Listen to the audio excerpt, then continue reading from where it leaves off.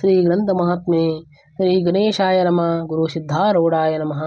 4 ವೇದ, 6 ಶಾಸ್ತ್ರ, 18 ಪುರಾಣ, 28 ದಿವ್ಯ ಆಗಮಗಳ ಸರ್ವಸಾರಭೂತವಾದ ಶ್ರೀ ಸಿದ್ಧ ಪುರುಷನ ಈ ಪವಿತ್ರ ಚರಿತ್ರೆಯನ್ನು ನಿತ್ಯವೂ ಶ್ರದ್ಧೆಯಿಂದ ಓದುವ, ಕೇಳುವ, ಪೂಜಿಸುವ ಸರ್ವ ಭಕ್ತರಿಗೆ ಧರ್ಮ, ಅರ್ಥ, ಕಾಮ, ಮೋಕ್ಷಗಳು ಸಿದ್ಧಿಸುವವು. ಸರ್ವ ನಷ್ಟ ಕಷ್ಟಗಳು, ಸರ್ವ ಪಾಪ ತಾಪಗಳು, ಚೋರ ವೈರಿ ವಿಷಯ ಭೂತಾದಿ ಭೀತಿಗಳು ಬಯಲಾಗಿ ಸರ್ವದಾ ಸಕಲ ಸನ್ಮನ್ನಗಳಿಂದ ಕೂಡಿದ ಸುಖ ಸೌಭಾಗ್ಯಗಳು ಒದಗಿ ಬರುವವು. ಶ್ರೀ ಸಿದ್ಧ ಸದ್ಗುರು ಕೃಪಾವರ್ಗಿಕ ಶ್ರವಣ ಮಾಡೋದ್ರಿಂದ ಶಾಂತಿ, ದಾಂತಿ, ವಿವೇಕ, ಜ್ಞಾನ, ಸದ್ಭಕ್ತಿಗಳು ಸಂಪ್ರಾಪ್ತವಾಗುವವು. ಈ ಗ್ರಂಥವನ್ನು ತನ್ನ ಇಷ್ಟ ದೇವತಾ ಮಂತ್ರದೊಡನೆ ಗಂಧ, ಅಕ್ಷತ, ಧೂಪ, ದೀಪ, ನೈವೇದ್ಯಗಳಿಂದ ಪೂಜಿಸಿ ಪ್ರತಿ ಅಧ್ಯಾಯದ ಪ್ರಾರಂಭದಲ್ಲಿ ಗ್ರಂಥ ಮಹಿಮೆಯನ್ನು ಪಠಿಸಿ ಸ್ಮರಿಸಿ ನಂತರ ಪಾರಾಯಣ ಮಾಡಿ ಮಂಗಳ ವಿಭೂತಿ ಪ್ರಸಾದಗಳನ್ನು ಭಕ್ತಿಯಿಂದ ಸ್ವೀಕರಿಸುವುದು ಶಿಷ್ಟರ ಸಾಂಪ್ರದಾಯಿಕವಾಗಿದೆ. 34ನೇ ಅಧ್ಯಾಯ. ಶ್ರೀ ಗಣೇಶಾಯ ನಮಃ. ಗುರು ಸಿದ್ಧಾರೂಢಾಯ ನಮಃ. ಸಕಲ ದೇವರ ದೇವನು ನೀನಖಿಲ ಯೋಗೇಶನು, ನಿಖಿಲ ಭೂತಾದಿಗಳ ಬಾಧೆ ಸೇವೆಯಿಂದಲೇ ಕಳೆಯವನ ಪ್ರೀತಿಯಂ ನೈವೇದ್ಯವನ್ನು ನಿಜ ಭಕ್ತನಿಂ ಸ್ವೀಕರಿಸುವಿ.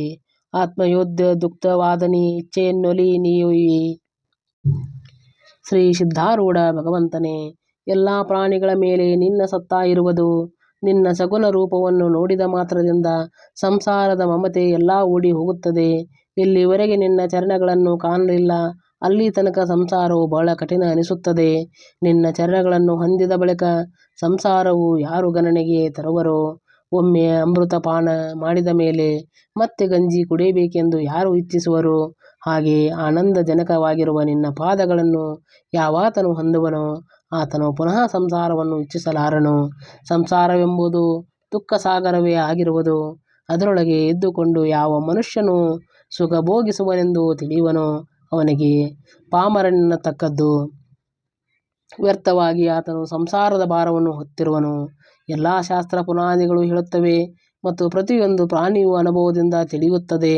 ಅದೇನೆಂದರೆ ಜ್ಞಾನಿಯೊಬ್ಬನ ಹೊರತು ಇತರರು ಸಂಸಾರದಲ್ಲಿದ್ದು ದುಃಖ ಅನುಭವಿಸಲಿಲ್ಲ ಎಂಬ ಹಾಗೆ ಇಲ್ಲವೇ ಇಲ್ಲ.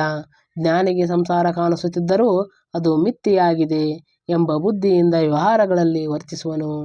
ನಾಟಕದೊಳಗೆ ವೇಷಧಾರಿಯು ಹಾಗೆ ನಟಿಸುವನೋ ಅದೇ ಪ್ರಕಾರ ಜ್ಞಾನಿಯು ಸಂಸಾರ ಮಾಡುತ್ತಿರುವನು. ಆತನ ಬುದ್ಧಿಯೊಳಗೆ ರಾಗ ದ್ವೇಷಗಳಿಲ್ಲದರಿಂದ ಚಿತ್ರಪಟ ಸಮಾನವಾಗಿ ಜಗತ್ತನ್ನು ನೋಡುತ್ತಿದ್ದಾನೆ. ಕರ್ಮ ಮಾಡುತ್ತಿದ್ದರೂ ಆತನಿಗೆ ಲೇಷ ಮಾತ್ರವೂ ಕರ್ತೃ ಭಾವವಿಲ್ಲದೆ ಆತನ ಮೋಹವೆಲ್ಲ ನಿಶ್ಚಯವಾಗಿ ಹೋಗಿರುತ್ತದೆ. ಸಂಸಾರದಲ್ಲಿ ಮೋಹವೇ ಎಲ್ಲ ದುಃಖಕ್ಕೆ ಮೂಲವಾಗಿರುವುದು. ಅದರ ನಾಶದಿಂದ ಸಂಸಾರವು ಸುಖಮಯವಾಗಿರುವುದು. ಆದರೆ ಆತ್ಮಜ್ಞಾನದ ವಿನಃ ಈ ಮೋಹ ಪಟಲವು ಸಂಪೂರ್ಣವಾಗಿ ನಾಶವಾಗುವುದಿಲ್ಲ. ಇಂಥ ಮಹತ್ತರವಾದ ಆತ್ಮಜ್ಞಾನವು ಸದ್ಗುರುವಿನ ಹತ್ತಿರ ಇರುತ್ತದೆ. ಅದನ್ನು ಬೇಕಾದವರಿಗೆ ಆತನಿಗೆ ಪಡೆದುಕೊಳ್ಳಲಿಕ್ಕೆ ಬರುವುದು. ದೀನಭಾವದಿಂದ ಶರಣು ಬಂದ ಭಕ್ತರಿಗೆ ಆತನು ಈ ಜ್ಞಾನವನ್ನು ಕೊಡುತ್ತಾನೆ. ಈ ಸದ್ಗುರುವಾದ ಸಿದ್ಧ ಗಯಾನನನ್ನು ಹುಬ್ಬಳ್ಳಿಯೊಳಗೆ ಬಂದು ಇರುತ್ತಿದ್ದು ಜಾತಕ ಪಕ್ಷಿಗಳು ಮೇಘದಂತೆ ಜ್ಞಾನ ಬೇಡುವವರಿಗೆ ಜ್ಞಾನವನ್ನು ಅರ್ಪಿಸುತ್ತಾನೆ. ಈಗ ಚರಿತ್ರ ಕಥನವನ್ನು ಕೇಳುವಂತರಾಗಿರಿ. ಈ ಸಿದ್ಧ ಸದ್ಗುರುವಿನ ಆನಂದವಾಗಿರುವ ಗುಣಗಳನ್ನು ಶ್ರವಣ ಮಾಡಿದ ಮಾತ್ರದಿಂದ ಮನವೇ ಉನ್ಮನ್ನವಾಗಿ ಅಲ್ಲಿ ಜೀವನು ಜ್ಞಾನವೊಂದು ಹೊಂದುತ್ತಾನೆ. ಕೊಂಕಣದಳು ಬ್ರಾಹ್ಮಣ ದಂಪತಿಗಳಿದ್ದರು. ಆ ಪೈಕಿ ಸ್ತ್ರೀಗೆ ಭೂತ ಉಪದ್ರವಾಗಿದ್ದು ಏನೂ ಮಂತ್ರೋಪದೇಶಗಳು ಮಾಡಿದರೂ ಆ ವಿಪತ್ತು ಕಳೆಯಲಾಗದೆ ನರಸೊಬಗವಾಡಿಗೆ ಹೋಗುವಂತರಾದರು. ವಾಡಿಗೆ ಹೋಗಿ ನರಸಿಂಹ ಸರಸ್ವತಿ ಧ್ಯಾನದಲ್ಲಿ ಪ್ರಾರ್ಥಿಸಿದ್ದೇನೆಂದರೆ ಸ್ತ್ರೀ ದೇಹಸ್ಥಿತಿಯಲ್ಲಿ ನೆಟ್ಟಗಾದರೆ 100 ರೂಪಾಯಿಗಳನ್ನು ಚರಣಕ್ಕೆ ಅರ್ಪಿಸುವೆವು. ಹೀಗೆ ಪ್ರಾರ್ಥಿಸಿ ಅಲ್ಲಿ ಪ್ರೇಮದಿಂದ ದೇವರ ಸೇವಾ ಮಾಡುತ್ತಾ ಇರುತ್ತಿದ್ದರು. ಕೆಲವು ಕಾಲ ಸೇವಾ ಮಾಡಿದ ಮೇಲೆ ಒಂದಾನೊಂದು ರಾತ್ರಿ ಆ ಸ್ತ್ರೀಯು ಮಲಗಿದ್ದಾಗ ನರಸೊಬನು ಸ್ವಪ್ನದಲ್ಲಿ ಬಂದು ಹೇಳಿದ್ದೇನೆಂದರೆ, ನೀನು ಬೇಗನೆ ಇಲ್ಲಿಗೆ ಹೊರಟು ಹುಬ್ಬಳ್ಳಿಯಲ್ಲಿರುವ ಶ್ರೀ ಸಿದ್ಧಾರೂಢ ಕಡೆಗೆ ಹೋಗು. ನಾನು ಅಲ್ಲಿ ಶರೀರ ಧಾರಣ ಮಾಡಿ ಸಿದ್ಧಾರೂಢ ರೂಪದಿಂದಿದ್ದೇನೆ. ಆ ರೂಪದಿಂದಿರುವ ನನ್ನನ್ನು ನೀನು ಸೇವಿಸಿದ್ದಾದರೆ ನಿನ್ನ ಮೇಲೆ ದುಷ್ಟನಾಗಿ ನಿಶ್ಚಯವಾಗಿ ಕೃಪಾ ಮಾಡುವೆನು. ಈ ಪ್ರಕಾರ ಅಭಯ ವಚನವನ್ನು ಕೇಳಿ ಆ ತೃತೀಯ ನಿದ್ರೆ ಎಚ್ಚುತ್ತಾ ಪತಿಗೆ ಎಬ್ಬಿಸಿ ಸ್ವಪ್ನ ವೃತ್ತಾಂತವನ್ನು ಹೇಳಿ ಈಗಲೇ ಹುಬ್ಬಳ್ಳಿಗೆ ಹೋಗೋಣ ಎಂದಳು. ನರಸೊಬನಿಗೆ ನಮಸ್ಕರಿಸಿ ಆ ದಂಪತಿಗಳು ಹುಬ್ಬಳ್ಳಿಗೆ ಬಂದು ಸಿದ್ಧಾರೂಢರನ್ನು ಕಂಡು ಅತ್ಯಂತ ಪ್ರೇಮಯುಕ್ತರಾಗಿ ಅವರ ಪಾದಕ್ಕೆ ಬಿದ್ದು ತಮ್ಮ ವೃತ್ತಾಂತವನ್ನೆಲ್ಲ ನಿವೇದಿಸಿ, ಸ್ತ್ರೀಯು ಎನ್ನುತ್ತಾಳೆ, ನನ್ನ ರೋಗ ನಿರ್ವಾರ್ಥ ನರಸೊಬನು ನಿಮ್ಮ ಪಾದಕ್ಕೆ ನನ್ನನ್ನು ಕಳುಹಿಸಿರುವನು. ನಿಮ್ಮ ಕೃಪೆಯಿಂದ ನಾನು ಕೃತಾರ್ಥರಾಗಿವೆವು.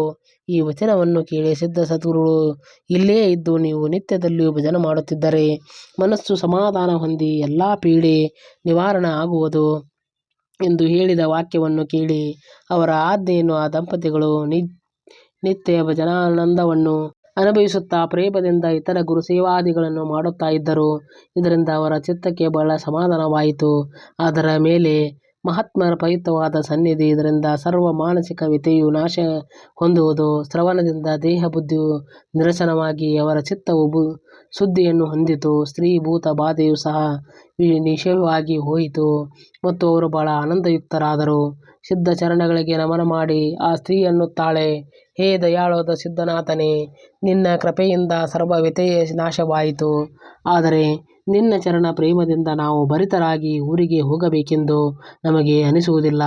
ಹೀಗಂದದ್ದನ್ನು ಸದ್ಗುರುಗಳು ಹೇಳಿ ಸಂತೋಷದಿಂದ ಆ ದಂಪತಿಗಳನ್ನು ಕುರಿತು ಅನ್ನುತ್ತಾರೆ, ನೀವು ನಿಮ್ಮ ಗ್ರಾಮಕ್ಕೆ ಹೋಗಿ ಇದೇ ಪ್ರೇಮವನ್ನು ಮನಸ್ಸಿನಲ್ಲಿ ಹಿಡಿದು ನಿರಂತರ ಸದ್ಗುರುಗಳ ಚರಣಗಳನ್ನು ಚಿಂತಿಸುವವರಾಗಿರಿ.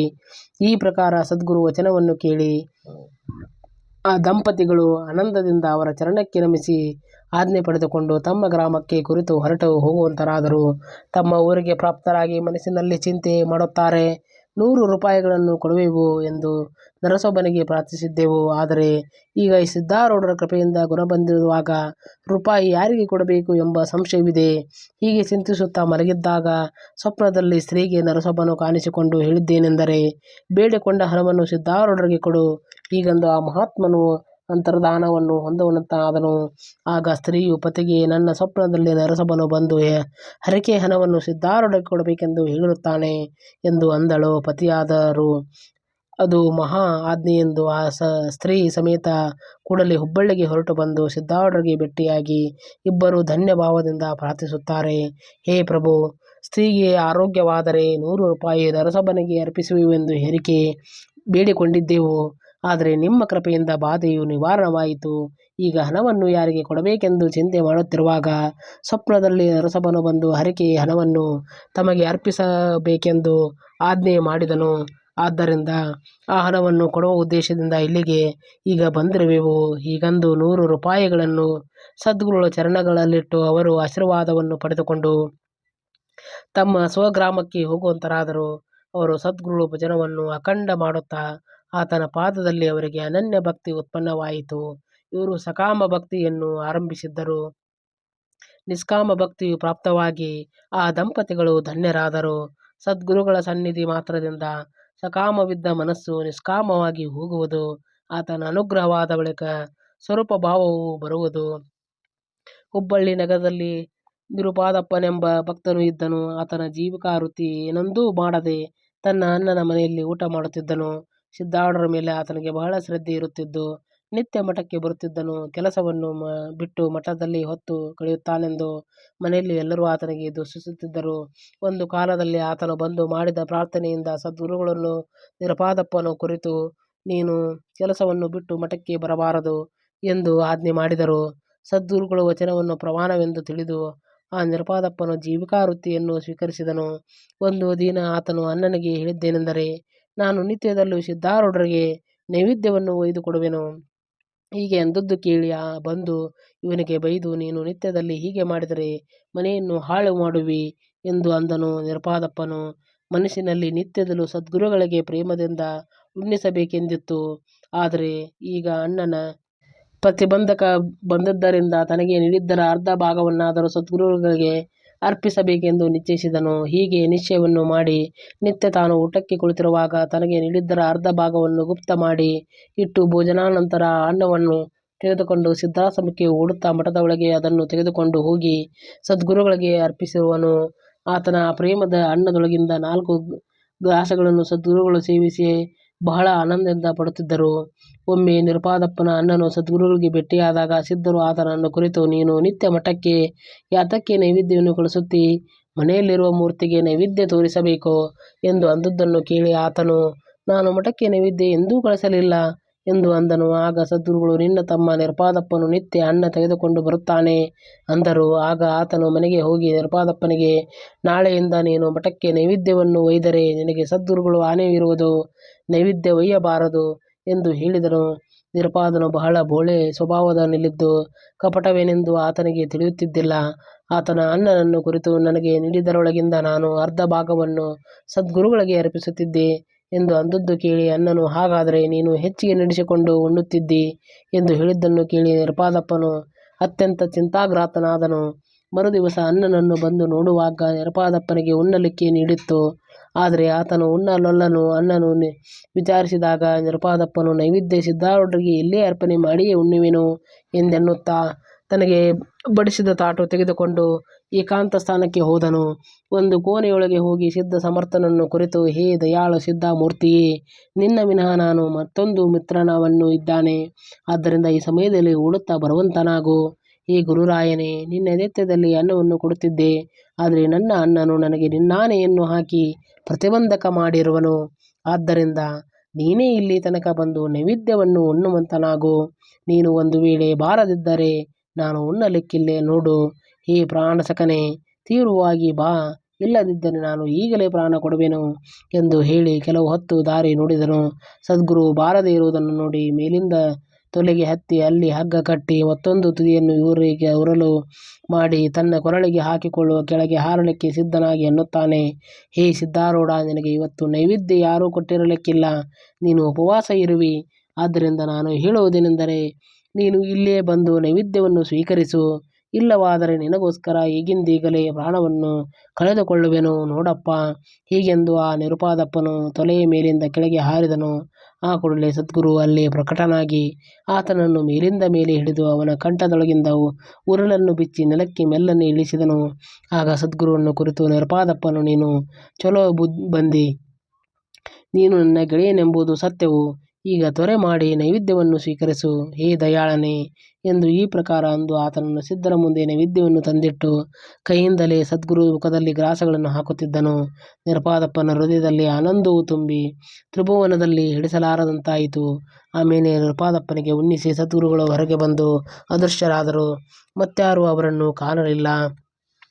ಈ ಪ್ರಕಾರ ನಿತ್ಯದಲ್ಲಿ ನಿರುಪಾದಪ್ಪನು ಉಣ್ಣುವಾಗ ಸದ್ಗುರುಗಳು ನೈವೇದ್ಯ ತೆಗೆದುಕೊಳ್ಳಲಿಕ್ಕೆ ಬರುತ್ತಿದ್ದರು.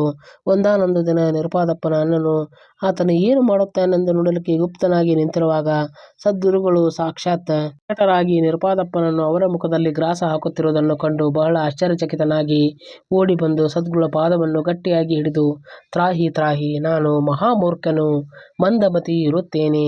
ನಿನ್ನ ಅಗಾಧ ಮಹಿಮೆಯನ್ನು ನಾನು ತಿಳಿಯಲಾರದೆ ಹೋದೆನು. ನಿರುಪಾದಪ್ಪನು ಧನ್ಯನಿದ್ದಾನೆ. ಅವನ ಸಂಗತಿಯನ್ನು ನಾನಾದರೂ ಧನ್ಯನಾದೆನು. ಈತನಿಗೆ ನಿನ್ನ ಮೇಲೆ ಅನನ್ಯ ಭಕ್ತಿ ಇರುವುದು. ಆದ್ದರಿಂದ ಇವನನ್ನು ನೀನು ಮಠಕ್ಕೆ ಕರೆದುಕೊಂಡು ಹೋಗು. ನಾನಾದರೂ ನಿಮ್ಮಿಬ್ಬರಿಗೋಸ್ಕರ ನಿತ್ಯದಲ್ಲಿಯೂ ನೈವೇದ್ಯವನ್ನು ಅಲ್ಲಿಗೆ ತರುವೆನು. ಇನ್ನು ಮೇಲೆ ಈತನಿಗೆ ಉದ್ಯೋಗ ಮಾಡಲಿಕ್ಕೆ ಹೇಳುವುದಿಲ್ಲ. ಈತನ ಬಂಧುತ್ವದಿಂದ ನನಗೆ ಧನ್ಯತ್ವ ಪ್ರಾಪ್ತವಾಯಿತು. ಹೇ ಸಿದ್ಧರಾಯನೇ, ನೀನಾದರೂ ಕೃಪೆ ಮಾಡಿ ಇಲ್ಲಿಗೆ ಬಂದು ನಮ್ಮ ಗೃಹವನ್ನು ಪವಿತ್ರ ಮಾಡಿದಿ ಎಂದು ಹೇಳಿದರು. ಆಗ ಸದ್ಗುರುಗಳು, ನನ್ನನ್ನು ಬಿಟ್ಟು ಇವನು ತಾಳಲಾರನು. ಆದ್ದರಿಂದ ಈತನನ್ನು ಸಿದ್ಧಾಶ್ರಮಕ್ಕೆ ಕರೆದುಕೊಂಡು ಹೋಗುವೆನು. ಅಲ್ಲಿಯೇ ಸೇವೆ ಮಾಡಕೊಂಡಿರಲಿ ಎಂದು ನುಡಿದ ಅಮೃತ ವಚನವನ್ನು ಕೇಳಿ ನಿರುಪಾದಪ್ಪನು ಮನಸ್ಸಿನಲ್ಲಿ ಅತ್ಯಂತ ಹರ್ಷವನ್ನು ಹೊಂದಿ, ಇವತ್ತು ನನ್ನ ಪುಣ್ಯವು ಉದಯವಾಯಿತು. ಪುಣ್ಯ ಸ್ಥಾನಕ್ಕೆ ನಾನು ಪ್ರಾಪ್ತನಾದೆ. ಇವತ್ತಿನಿಂದ ಸಿದ್ಧಾರೂಢರ ಸಮೀಪವೇ ಇದ್ದು ನಿತ್ಯ ಕಾಲದಲ್ಲಿ ಸೇವೆ ಮಾಡುತ್ತಿರುವೆನು ಎಂದು ಅನ್ನುವಾಗ ಆತನ ಕಂಠ ಗದ್ಗದವಾಗಿ ಕಣ್ಣೊಳಗಿನಿಂದ ಪ್ರೇಮಾಶ್ರುತಗಳು ಸುರಿಯಲಾರಂಭಿಸಿದವು. ಸದ್ಗುರುಗಳ ನಿಕಟದಲ್ಲಿದ್ದು ಕೆಲವು ಕಾಲ ಸೇವಾ ಮಾಡುತ್ತಿರುವಾಗ ಆತನಿಗೆ ನಿರ್ವಾಣಕಾಲವು ಸಮೀಪಿಸಿತು. ಆಗ ನಿರುಪಾದಪ್ಪನು, ನಾನು ಕೈಲಾಸ ಪರ್ವತಕ್ಕೆ ಹೋಗುವೆನು ಎಂದು ಹೇಳುತ್ತಾ ಮಸ್ತಕವನ್ನು ಸದ್ಗುರುಗಳ ಚರಣದಲ್ಲಿಟ್ಟು ಸದ್ಗುರುಗಳ ಧ್ಯಾನವನ್ನು ಹೃದಯದಲ್ಲಿ ಮಾಡುತ್ತಾ ಪ್ರಾಣವನ್ನು ತ್ಯಜಿಸಿದನು. ಕೂಡಲೇ ಒಂದು ವಿದ್ಯುಲ್ಲತೆಯಂತೆ ತೇಜವು ಎಲ್ಲರಿಗೂ ಕಾಣಿಸುವಂತಾಯಿತು. ಆಗ ಸರ್ವರು, ಧನ್ಯ ಧನ್ಯ ನಿರುಪಾದಪ್ಪನು, ಈತನು ಭಕ್ತರಿಗೋಸ್ಕರ ಸಾಕ್ಷಾತ್ ಸದ್ಗುರು ರೂಪದಿಂದ ಬಂದಿರುವ ಕೈಲಾಸಪತಿಯನ್ನೇ ಸಂಪಾದಿಸಿಕೊಂಡ ಎಂದು ನುಡಿದರು. ಈಗ ಕಥೆಯ ಲಕ್ಷ್ಯಾರ್ಥವನ್ನು ಶ್ರವಣ ಮಾಡುವಂತರಾಗಿರಿ. ಪ್ರಥಮ ಕಥೆಯಳು ಜೀವ ಬುದ್ಧಿ ಎಬ್ಬಿವೆ ದಂಪತಿಗಳು ವಿಷಯ ಚಿಂತಕನೆಂಬ ಪಿಶಾಚಿಯೇ ಆ ಬುದ್ಧಿಗೆ ಬಾಧೆ ಕೊಡುತ್ತಿತ್ತು. ಆದ್ದರಿಂದ ಸ್ತ್ರೀಗೆ ಅನಾರೋಗ್ಯಕ್ಕೋಸ್ಕರ ಅವರು ನರಸಿಂಹ ಸರಸ್ವತಿ ಸ್ಥಾನವನ್ನು ಸೇವಿಸುತ್ತಿದ್ದರು. ಆತನು ತಾನೇ ಸಿದ್ಧಾರೂಢನಿದ್ದೇನೆ, ಆ ರೂಪದಿಂದಿರುವ ನನ್ನ ಸೇವಾ ಮಾಡಿದ್ದಾದರೆ ರೋಗ ನಿರಸನವಾಗುವುದು ಎಂದು ಹೇಳಿದರು. ಸದ್ಗುರುಗಳ ಸೇವೆಯನ್ನು ಸದ್ಭಾವದಿಂದ ಮಾಡುತ್ತಿರುವಾಗ ವಿಷಯ ಚಿಂತನವು ನಿರಸನವಾಗುತ್ತದೆ. ಆಮೇಲೆ ವೃತ್ತಿ ರೂಪ ರೂಪಾಯಿಗಳನ್ನು ಸದ್ಗುರುಗಳಿಗೆ ಅರ್ಪಿಸುವಂತರಾದರು. ಈಗ ಎರಡನೇ ಕಥೆಯ ಲಕ್ಷ್ಯಾರ್ಥವೇನೆಂದರೆ, ಜೀವನೇ ನಿರುಪಾದಪ್ಪನು ಇದ್ದು ನಿತ್ಯದಲ್ಲಿ ಮಠವೆಂಬ ಸಮಾಧಿಯೊಳಗೆ ಇರುತ್ತಿರುವಾಗ ಅಲ್ಲಿಂದ ಪ್ರಾರಬ್ಧವೆಂಬ ಬಂದು ಆತನನ್ನು ಹೊರಗೆ ಹಾಕಿದರು. ವಿಷಯಾಕೃತ ಎಂಬ ಉದ್ಯೋಗ ಮಾಡುತ್ತಿರುವಾಗ ಆತ್ಮ ಕಾರಾವೃತ್ತಿ ಎಂಬ ನೈವೇದ್ಯವನ್ನು ಸದ್ಗುರುವಿಗೆ ಅರ್ಪಿಸುತ್ತಿದ್ದನು. ಪ್ರಾರಬ್ಧ ಅದಕ್ಕೂ ಪ್ರತಿಬಂಧಕ ಮಾಡಿದನು. ಪ್ರಾರಬ್ಧನ ಪ್ರತಿಬಂಧಕವು ಸಹನವಾಗದೆ ಸದ್ಗುರು ದಿಶೆಯಿಂದ ಜೀವನು ಪ್ರಾಣಕೊಟ್ಟು ವಿಧೇಯ ಕೈವಲ್ಯವನ್ನು ಹೊಂದಿದರೆ ಪ್ರಾರಬ್ಧ ಜೀವನಿಗೆ ಸಮಾಧಾನಪಡಿಸಿದನು. ಪ್ರಾರಬ್ಧನು ಆ ನಂತರ ಆ ಜೀವನಿಗೆ ಪ್ರತಿಬಂಧಕ ಮಾಡಲಿಲ್ಲ. ಜ್ಞಾನನು ಜೀವನನ್ನು ಸಮಾಧಿಯೊಳಗೆ ಕರೆದುಕೊಂಡು ಹೋಗಿ ಅಲ್ಲಿ ಆತನನ್ನು ಸ್ಥಿರಗೊಳಿಸಿದನು. ಆಗ ಪ್ರಕಾರವಿರುವ ಕಥೆಯ ಲಕ್ಷ್ಯಾರ್ಥವನ್ನು ಹೇ ಶ್ರೋತೃ ಜನರುಗಳಿರ ಹೃದಯದಲ್ಲಿ ವಿವರಿಸುವಂತರಾಗಿರಿ. ಎಂಬಲ್ಲಿಗೆ ಶ್ರೀ ಸಿದ್ಧಾರೂಢ ಕಥಾಮೃತಗಳ ಶ್ರವಣ ಮಾತ್ರದಿಂದ ಸರ್ವ ಪಾಪಗಳನ್ನು ಭಸ್ಮ ಮಾಡುವಂಥ ಅತಿ ಮಧುರವಾದ ಈ 34ನೇ ಅಧ್ಯಾಯವನ್ನು ಶಿವದಾಸನು ಶ್ರೀ ಸಿದ್ಧಾರೂಢ ಸದ್ಗುರುಗಳ ಚರಣಾ ಅರವಿಂದಗಳಲ್ಲಿ ಅರ್ಪಿಸಿರುವನು. ಓಂ ನಮಃ ಶಿವಾಯ. ಓಂ ನಮಃ ಶಿವಾಯ. ಓಂ ನಮಃ ಶಿವಾಯ. ಓಂ ನಮಃ ಶಿವಾಯ. ಓಂ ನಮಃ ಶಿವಾಯ.